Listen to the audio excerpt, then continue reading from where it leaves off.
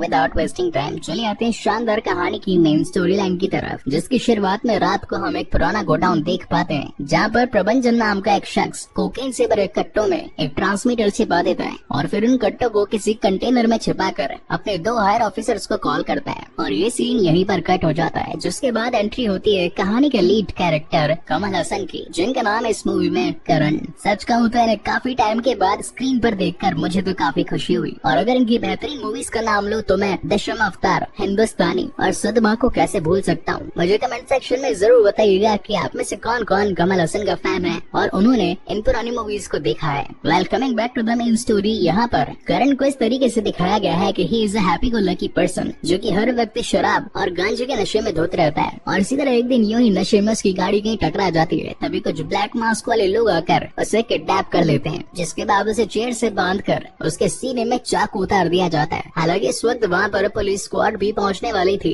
मगर उससे पहले उन गुंडों ने वहाँ पर एक बॉम्ब रख दिया था, जिसके एक्सप्लोजन में करण की वहीं पर डेथ हो जाती है और उसकी सिर्फ टांग ही बचती है। जिसके बाद सीन शिफ्ट होता है पुलिस डिपार्टमेंट में, और यहाँ पर हम देख पाते हैं कि इन्हीं ब्लैक मास्क वाले लोगों ने कुछ दिन पहले प्रबंधन नाम के शख्स, जो कि पुलिस डिपार्टमेंट में था, और साथ ही स्टीफन राज, वो भी पुलिस डिपार्टमेंट में था, उन्हें ये कहकर मार दिया कि ये मर्डर नहीं, एक स्टेटमेंट है अगेंस्ट ऑफ सिस्टम। और फिर तीसरी बारी थी करण की, जो कि एक नॉर्मल सिविलियन था। हालांकि पुलिस वालों ने उस पूरी ब्लैक स्वॉर्ड को पकड़ने की काफी कोशिश करी, मगर वो सभी इतने चालाक थे कि अपने पीछे कोई भी सबूत नहीं छोड़ते थे। जहाँ पर जोसेफ, जो कि इनका हाई चीफ था, वो कहता है कि इस काम को सिर्फ एक खास पुलिस ऑफिसर ही अंजाम दे सकता है, जिसका नाम है अमर। और फिर एंट्री होती है पुष्पा वाले विलन की, यानी कि भंवर सिंह शेखावत की। जोसेफ अमर को इस केस की सारी डिटेल्स बताने लगता है कि अभी तक टोटल 3 कत्ल हो चुके हैं, पूरे शहर के अंदर डर का माहौल छा रखा है। हालांकि पहले जो 2 लोग मरे वो पुलिस डिपार्टमेंट से थे और तीसरा जो था वो नॉर्मल पर्सन था, तो आखिर उन गुंडों का इस तीसरे पर्सन से क्या लेना देना था, इसकी अभी छानबीन करो। जहाँ पर अमर का कहना था कि इस काम को मेरी खुद की टीम लीड करेगी, हम कौन सा काम किस तरीके से कब अंजाम देंगे ये सिर्फ मैं तय करूंगा, पुलिस डिपार्टमेंट इसमें अपनी टांग नहीं घुसाएगा। ये कहकर अमर अपनी टीम के साथ वहाँ से निकल जाता है। अब अगर अमर की बात करी जाए तो ये एक अंडरकवर एजेंट होता है, और इसी तरीके से उसकी टीम के लोग भी अंडरकवर एजेंट ही रहते हैं, जिनका ना तो कोई आधार कार्ड, पैन कार्ड, पासपोर्ट और ना ही ड्राइविंग लाइसेंस रहता है। यानी कि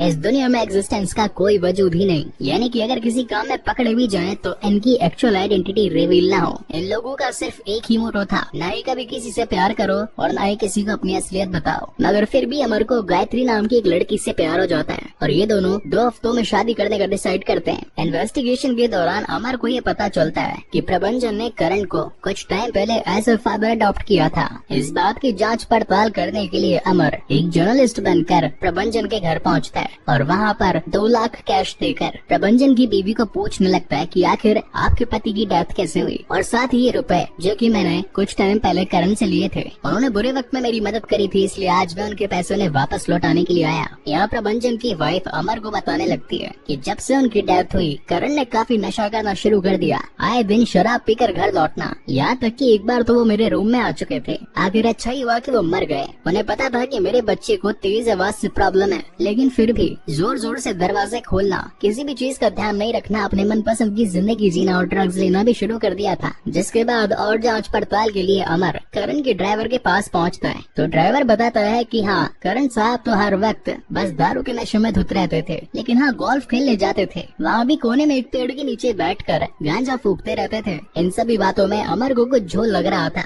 इसी वजह से वो उनके घर में रात को घुस जाता है और जाकर अमर का ड्रॉअर चेक करने लगता है, जिसके अंदर से उसे ड्रग्स की कुछ थैलियां मिलती है। और फोरेंसिक में चेक करवाने पर उसे ये पता चलता है कि ये तो थैलेक्ट्रम नोवोग्रेनिटेंस है। इस नाम को पढ़ने में मुझे काफी प्रॉब्लम हुई। एक्चुअली इस थैलेक्ट्रम नोवोग्रेनिटेंस का मतलब होता है रो कोकेन सब्सटेंस, जिसके 5 ग्राम से 5 किलो कोकेन बनाया जा सकता था। जिसके बाद अमर और उसकी टीम ये पता लगाती है कि जिस दिन इस रो कोकेन सब्सटेंस का वो बड़ा कंटेनर गायब हुआ, उसी दिन इन दोनों पुलिस वालों की डेथ हुई थी। वहीं दूसरी बात ये पता चलती है कि करण के ड्रॉअर में जो ड्रग्स मिला वही सेम ड्रग्स कैदी मूवी में भी है। इस मूवी का भी एक्सप्लेनेशन मैं टर्न टीपी में जल्दी आप लोगों के लिए लेकर आऊंगा, क्योंकि ये दोनों ही मूवीज आपस में कनेक्टेड हैं। अब ये सारे अंडरकवर एजेंट मिलकर इस ड्रग सप्लायर को ढूंढने की कोशिश करते हैं, जहाँ पर इन्हें एक चंदन नाम के शख्स का पता चलता है। इसकी पीठ पर टैटूज बने थे और एक दिन एक पुलिस वाले ने जब इसे पकड़कर थाने ले जाने की कोशिश करी तो चंदन ने वही रॉ सब्सटेंस खाकर अपनी पावर बढ़ा ली और उस टेम्पो को वहीं पर गिर दिया।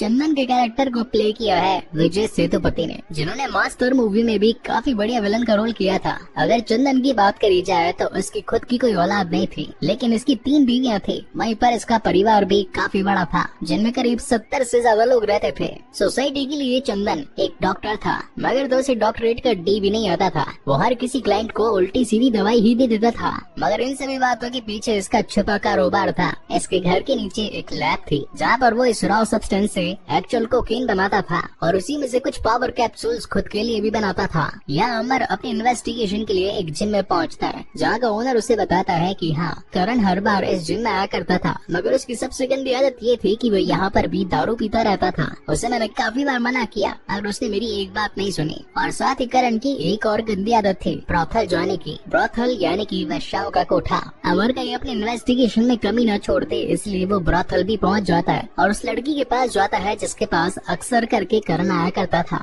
जहाँ पर वो लड़की बताती है कि करण तो सिर्फ हैंडकफ से मेरे हाथ बांध देता था और मुझसे उआ की आवाज निकालने के लिए कहता था और बाहर खिड़की से निकल जाता था, जिसके बाद 1 घंटे बाद आता था। अमर पूछता है कि वो तुम्हारे साथ कुछ करता नहीं था, तो वो लड़की कहती है कि नहीं, वो हर बार बस आते थे, मुझे बस हथकड़ी लगाते थे और सिर्फ चिल्लाने के लिए कहते थे। हालांकि मेरे रेगुलर कस्टमर थे, उनकी वजह से तो मैंने कार भी खरीद ली। अमर सोचता है कि आखिर वो 1 घंटे तक खिड़की के बाहर करते क्या थे, इसलिए वो उस खिड़की से बाहर निकल कर जाँच पड़ताल करता है तो उसे खिड़की के बाहर एक ट्रांसमीटर मिलता है। जब इस ट्रांसमीटर को फोरेंसिक लैब में लेकर आया जाता है तो वहाँ के लोग बताते हैं कि इस ट्रांसमीटर को पुराने एजेंट्स यूज किया करते थे। वहीं दूसरी तरफ अमर की टीम चंदन के ग्रुप से एक बंदे को पकड़ लेते हैं और सच पूछने के लिए उस पर नारकोटिक्स का यूज होता है। उससे बार बार पूछा जाता है कि आखिर वो मास्क वाले लोग कौन है, मगर वो बंदा बताता है कि मास्क वाले लोग कौन है उनके बारे में से नहीं पता। मगर रिसेंटली चंदन का एक बहुत बड़ा ट्रक मिस हो गया, जिसमें वो बता रहा था कि काफी महंगा कोकेन वाला माल था। यहाँ पर अमर को एक और खबर पता चलती है कि उन ब्लैक मास्क वाले गुंडों ने जिस स्टीफन राज को मारा, उसका कांटेक्ट रुद्र प्रताप और वीरा से था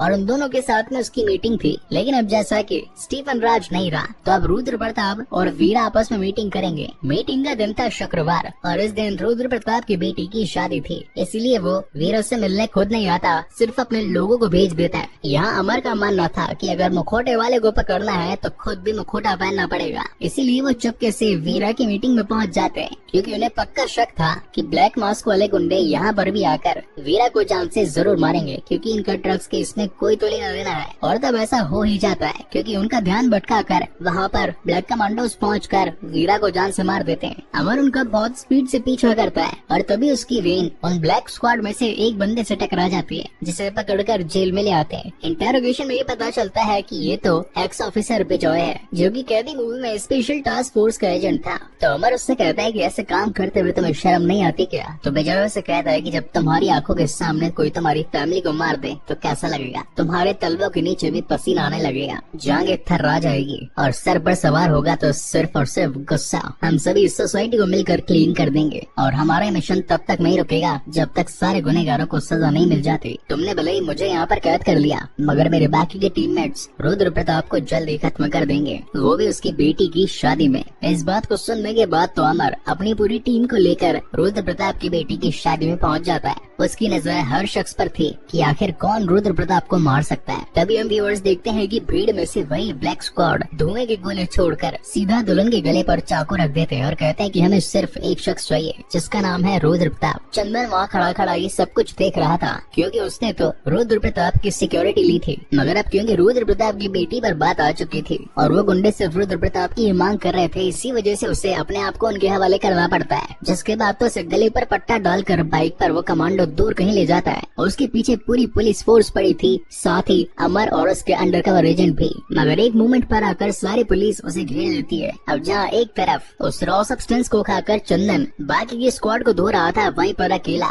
वो ब्लैक ड्रेस वाला शख्स पूरी पुलिस फोर्स को धो रहा था। मगर इतने में यहाँ पर अमर पहुँच जाता है और कहता है कि एक बार तेरा मास्क निकाल और फिर मेरा सामना कर। जहाँ पर हम व्यूअर्स को ये रिवील होता है कि वो ब्लैक कमांडो और कोई नहीं बल्कि करण खुद होता है और एक वीडियो मैसेज देकर देखकर अपने सारे दुश्मनों को ये चेतावनी देता है कि तुम सब लोग अब मेरे हाथों नहीं बचोगे। अब यहाँ पर धीरे धीरे इस मूवी के पत्ते खुलने स्टार्ट होते हैं, क्योंकि जिस वक्त प्रबंधन ने 2 ऑफिसर्स को कॉल किया था उनमें से एक था जोसेफ, जो कि इन्हीं के साथ मिला हुआ था। वही दूसरा शख्स था बिजॉय, जो कि भी पुलिस कस्टडी में था। लैब में चंदन अपने ड्रग्स को बनाने का काम कर रहा था, तभी उसके पास रोलेक्स के किसी बंदे का कॉल आता है और वो उससे पूछता है कि मेरा माल कहाँ पर है। बेसिकली यहाँ पर वो शख्स उस बड़े कंटेनर की बात कर रहा था जिसके अंदर कोकेन का रॉ सब्सटेंस था। तो चंदन कहता है कि वो जल्द ही मिल जाएगा, आप टेंशन मत लो। यानी कि इस पूरे ड्रग माफिया में सिर्फ चंदन, जोसेफ और उसकी बाकी की टीम नहीं, बल्कि उसके ऊपर रोलेक्स भी था। सीन शिफ्ट होता है नेक्स्ट डे और यहाँ पर अमर अपने पूरे डिपार्टमेंट को बताता है कि आज से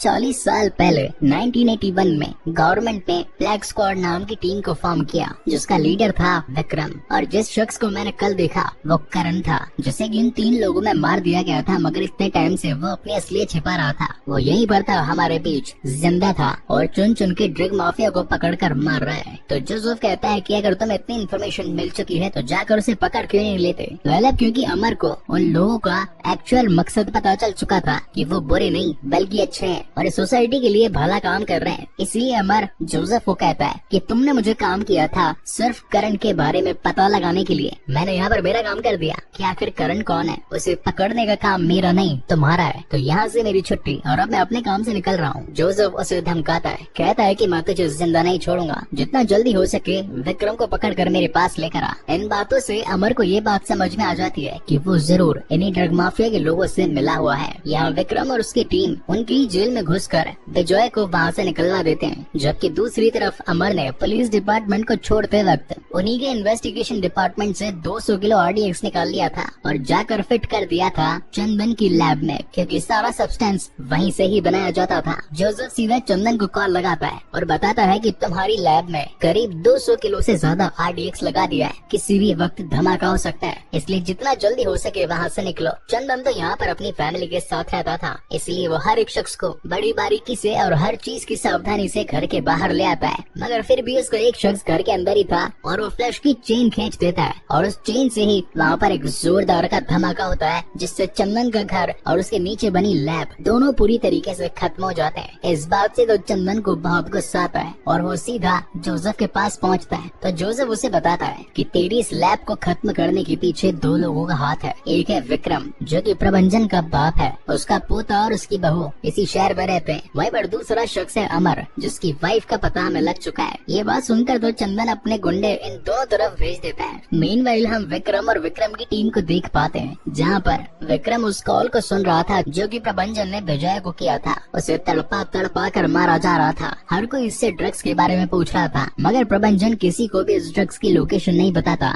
जिसके बाद जोर जबरदस्ती से पूछने के लिए चंदन वहाँ पर आता है और उसके गले में उस बड़ी हथकड़ी समेत एक जोरदार मुक्का मार देता है, जिसकी वजह से प्रबंधन की वहीं पर डेथ हो जाती है। इस पूरे कांड में कई बड़े पुलिस ऑफिसर्स, जोसेफ और साथ ही चंदन शामिल था, इसीलिए इस ब्लैक स्क्वाड ने इन सभी को अपना निशाना बनाया। यहाँ सीन शिफ्ट होता है चंदन की तरफ, जिसने की गायत्री को अपने कब्जे में ले लिया था और वो अमर से अपने घर और लैब के तबाह हो जाने का बदला लेना चाहता था। मगर जब तक अमर अपनी बीवी को बचाने के लिए पार्किंग में पहुँचता, तब तक चंदन अपना काम कर चुका था। उसने गायत्री का सर धड़ से अलग कर दिया था। वहीं चंदन के गुंडे अब करण के घर पे भी पहुंच चुके थे उसके पोते और बहू को मारने के लिए। लेकिन तभी हम व्यूअर्स देख पाते हैं कि उसके घर में उसकी काम करने वाली बाई, जो की थी एजेंट टीना, जिसे खुद करण ने अपॉइंट करके उस घर में रखा था, वो एक एक करके उन सभी गुंडों को पेलती जाती है। वाली सीन इस मूवी का one of the best scene था, जहाँ पर उस अकेली बंदी ने कम से कम 35 बंदों को लपेट दिया। मालकिन को सुरक्षित रखने के लिए उसके घर में एक छोटा सेफ था, इसलिए वो उसे उसमें जाने के लिए कहती है और सीधा विक्रम को कॉल लगा देती है। मगर जब तक विक्रम आता तब तक एजेंट टीना की जान जा चुकी थी। लेकिन किस्मत से उसका पोता जिंदा था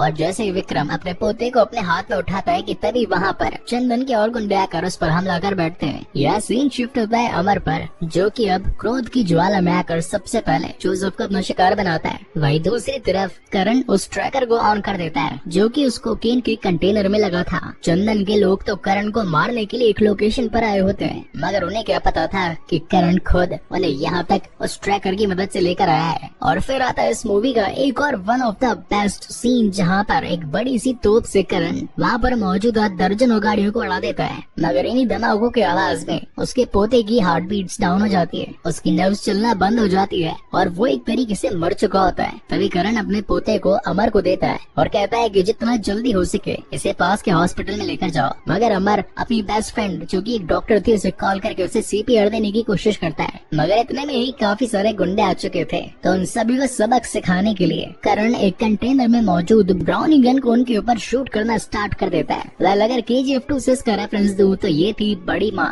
जिसके चिल्लाने पर बिल्डिंग गिर जाती है। तो ऐसा ही कुछ यहाँ पर भी था। और फिर बारी आती है कहानी के विलन चंदन की, जिसे कि करण अपने हाथ में जंजीरें बांध बांध कर मारता है। और अगर इस सीन का रेफरेंस दूं तो ये था बाहुबली 2 से। और फाइनली खूब कुटाई धुलाई के बाद में चंदन पहुँच जाता है नरक के रास्ते। और इसी के साथ ये मूवी यहीं पर खत्म होती है। अब यहाँ पर आता है इस मूवी का पोस्ट क्रेडिट सीन, जिसमें एंट्री होती है नेक्स्ट कहानी के विलन रोलेक्स की, जो कि अपनी पूरी टीम को बुलाकर अपने चोरी हुए कंटेनर्स के बारे में पूछता है। अब यहाँ पर इस बात को ध्यान से सुनिएगा, क्योंकि यहाँ पर 3 लोगों के बारे में जिक्र होने वाला है। नंबर 1 बताया जाता है कि चेन्नई में ड्रग्स गायब होने की वजह अमर नाम का बंदा था। वहीं दूसरे नंबर पर ये बताया जाता है कि त्रिचिपल्ली में ड्रग्स गायब होने की वजह दिल्ली नाम का शख्स था, यानी कि कैदी मूवी वाला। और तीसरा बंदा बताता है रोलेक्स का जो ड्रग्स चोरी हुआ था उसकी वजह थी विक्रम। तो यहाँ पर रोलेक्स अपने सभी लोगों को कहता है कि जो भी मुझे इन तीनों का सर लाकर देगा मैं उसे लाइफ टाइम सेटलमेंट दूंगा। ये सुनकर हर कोई इन तीनों की मौत के लिए निकल पड़ता है। मगर उस भीड़ में हम ये देख पाते हैं कि वहाँ पर विक्रम भी मौजूद था, जिसने की रोलेक्स का चेहरा देख लिया था। और इसी के साथ ये शानदार कहानी यहीं पर खत्म होती है। सो गाइस, आपको ये वीडियो कैसा लगा प्लीज मुझे लाइक और कमेंट करके जरूर बताइएगा। और अगर पहली बार इस चैनल पर आए हैं तो इसे सब्सक्राइब जरूर कीजिएगा। इसके बाद मैं इसी मूवी से रिलेटेड कैबी मूवी भी जल्दी अपने चैनल पर लेकर आऊंगा। तब तक के लिए keep watching and stay safe. मिलते हैं अगले वीडियो में।